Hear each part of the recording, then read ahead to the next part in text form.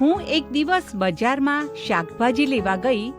ત્યાં મને નારંગી લેવાની પણ ઈચ્છા થઈ અને હું એક ફ્રૂટની લારી પર ગઈ તો પાતળી છાલવાળું ભૂખરા રંગના ડાઘાવાળું સંતરું મેં મૂકી દીધું ને દેખાવમાં સરસ ગોળાકાર એવી નારંગી મેં પસંદ કરી. આથી દુકાનદારે સલાહ આપતા મને કહ્યું, તેના દેખાવથી મૂર્ખ ન બનો. પાતળી છાલવાળી નારંગી મીઠી હશે. બંને દુકાનદારોને ખુશ રાખવા મેં બંને પાસેથી એક એક નારંગી લીધી.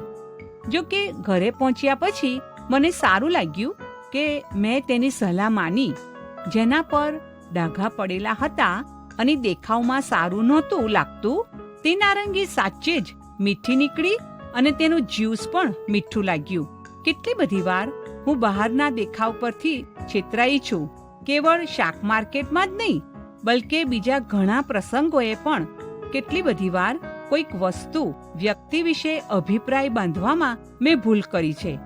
ઘણાને ઓછા અગત્યના હોય, કેવળ બહારના દેખાવ પરથી ઓછી કિંમત આંકી છે અથવા ઓછા મહત્વના ગણ્યા. દુકાનદારની સલાહથી હું ચોક્કસ માનું છું કે આપણે કોઈ પણ વ્યક્તિને કે બાબતને તેના બહારના દેખાવ પરથી મૂલવવી ન જોઈએ.